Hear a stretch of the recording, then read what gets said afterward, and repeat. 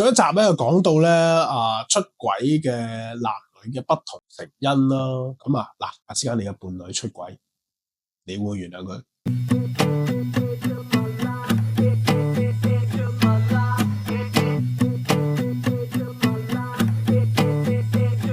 大家好啊，又係中南講，你聽我講嘅時間啦。咁如果講到出軌同埋離婚呢樣嘢咧，小弟咧就絕對有發言權嘅。我本人就冇出軌嘅。但係你亦都可以話我精神出軌。咁但係其實我自己本人覺得精神出軌就唔算出軌嘅。因為點解咧？如果你話大佬，喂，我諗下，咁都唔得噶，咁真係都幾難受嘅。呢個世界都幾難受。咁我太太出軌嘅，咁我亦都係離婚嘅，我亦都係唔接受嘅。咁所以咧，喺呢個 topic 上咧，我自己覺得我絕對有發言權。咁 OK，講翻男女出咗軌，究竟點解男人係容易被接受挽回，而女人係比較難嘅咧？我哋可以睇翻啦。頭先講翻男性係因為一個短期關係啦，佢哋為咗性衝動各方面而佢哋去出軌啊。而男人出軌一個好大嘅特徵大部分嘅男性出軌啦，佢哋係會將愛同性係分離。因為男人其實佢出軌最主要，我哋圈一圈都係因為係個性字，而唔係因為個愛字。咁變咗男性回歸家庭嘅機會相對上係會比女性為高嘅，因為其實佢只係需要性滿足而出軌，而佢唔係因為個感情上而去出軌，佢依然對於個家庭有一個責任，有一個愛喺裏邊嘅。咁你話喂，當然唔係100%啦。男性如果佢出去嫖妓出軌咁樣甚至乎咁，當然包二奶嚴重少少啦。我講泛指再淨係講出軌嘅話，成場泛指淨係講嫖妓嘅話，其實嫖妓嘅男士咧，我自己覺得就佢依然都有好大部分依然都仍然仲係心繫緊家庭嘅。當然你要睇翻嗰個男性佢對家庭有冇盡到責任有冇繼續去履行佢嘅丈夫嘅職責對個妻子有愛咁樣，要睇翻呢樣嘢。但係女人相對上係唔同啦。我哋好似上集所講啦，女人係因為個情感連結同埋個關注同埋個尊重嗰個感覺咧失去咗。咁而女人咧，亦都唔係隨隨便便會揾一個男人而令到佢有性滿足嗰啲咩？女人冇男人個性渴求咁大嘅。而女人一旦出軌咧話，佢嗰個對手啦佢嗰個對手咧，一定係對呢個女人對佢嚟講咧，佢係有感情紐帶嘅。因為女人要嘅嘢並唔係話我覺得佢幾靚仔，有幾塊腹肌，嚟啦，上嚟我屋企搞完，跟住我唔記得咗係邊個噶啦。女人唔係咁嘅，女人一定係好清楚呢個人佢幾多歲佢叫咩名做乜嘢工作我同佢傾過幾多次偈食過幾多次飯佢係俾到我一啲情感嘅快樂佢係好理解我頭先之前講我個朋友同我講話千萬唔好放你老婆喺公園好多呢啲人會候住啲寂寞嘅師奶噶咁樣。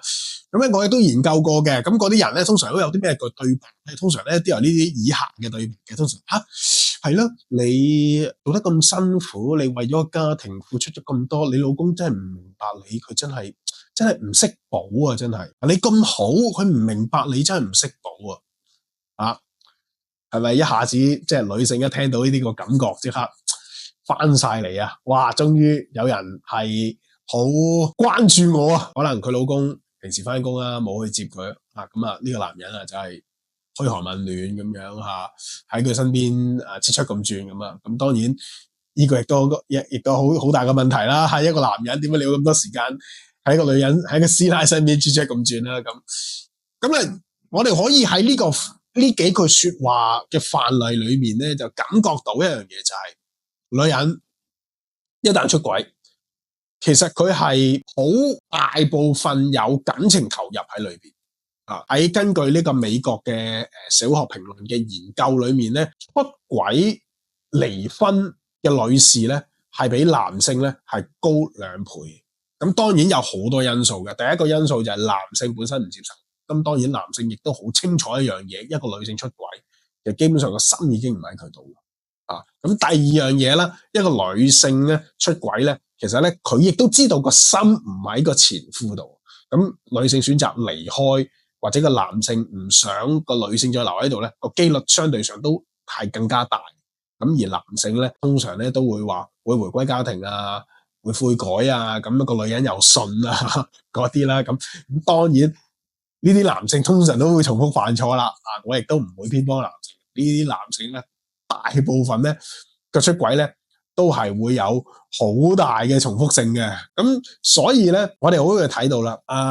Tucker 同我討論呢個問題咧，我哋嘅結論係乜嘢咧？我哋結論咧就係話，而男性其實佢哋係因為衝動，因為個基因嘅問題而出軌，大部分咧都為性而唔係為情。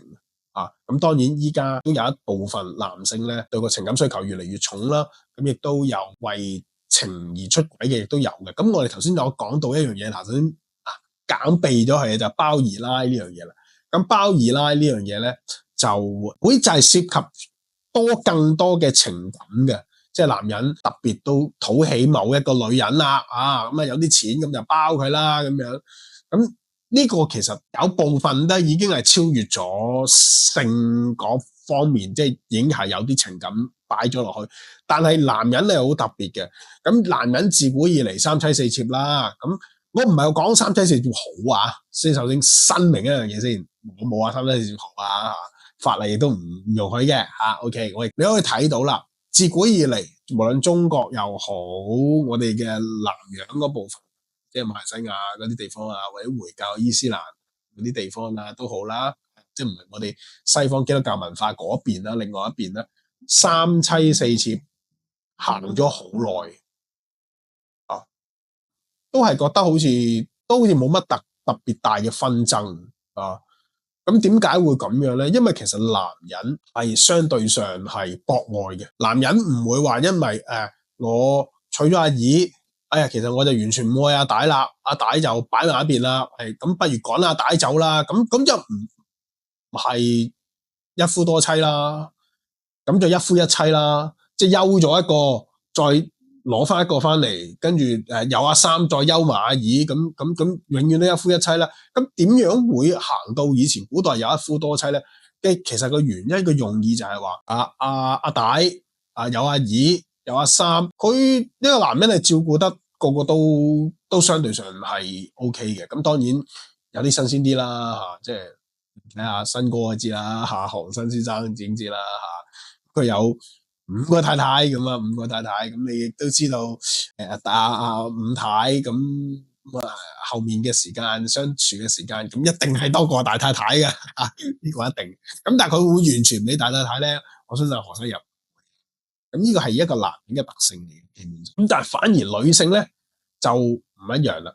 女性係因為佢感情需求，其實一旦其實佢出咗軌，佢同另外一個男性發生咗感情之後，其實佢係唔容易回歸家庭，佢唔容易回歸家庭，因為穿破咗呢樣嘢，穿破咗，即係話佢真係愛上咗另外一個男人嘅時候，佢認為另外一個男人會更加俾到佢情感上嘅滿足嘅時候咧，佢唔容易再回歸原本嗰段感情裏面，因為嗰段感情裏面佢已經係死咗，佢已經係判死咗啦。今天嚟講依然有好多因素啦，有社會因素啦，亦都有經濟因素啦，咁社會因素、經濟因素咧，亦都係會將每一個人嘅感情再度去 review 又 review 嘅，咁令到你有 review 嘅空間嘅。咁呢啲咧後面咧可以繼續做多啲影片咧，同大家去講呢樣嘢嘅。咁但係今天咧就純粹只係講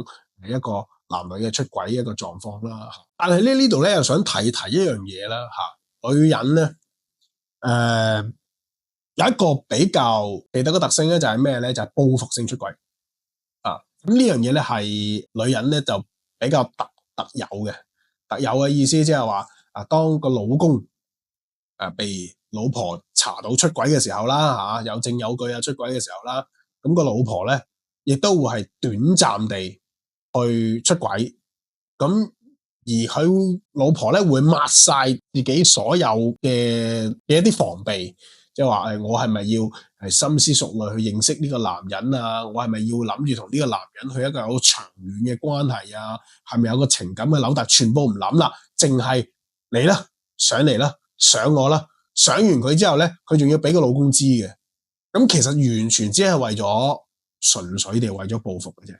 咁當然啦，我認為呢個行為相對上咧係傻嘅，因為點解咧？你嘅老公傷害呢段關係，你又要再加一啲嘢去傷害呢一段關係，你認為你老公係犯錯係嘛？佢出軌去嫖妓或者點樣，佢出軌佢犯錯，你係咪都要犯錯係嘛？咁當然有啲人會話喂，大家都係插一刀啫，咁你插一刀我插一刀好正常啫。但係個問題就係感情上唔係咁樣講，你插一刀我又插一刀，感情就死嘅。我望一望話喂，個傷口好深喎，依家大家點樣修補啊？咁我認為咁樣會良性啲啦。咁但係有時啲嘢就衝動啦，因為感情嘅嘢就好難，我哋話咁細思萬想嘅。咁咧今日咧講出軌呢樣嘢咧就講到呢度差唔多。咁希望咧今集幫到大家，多謝晒各位。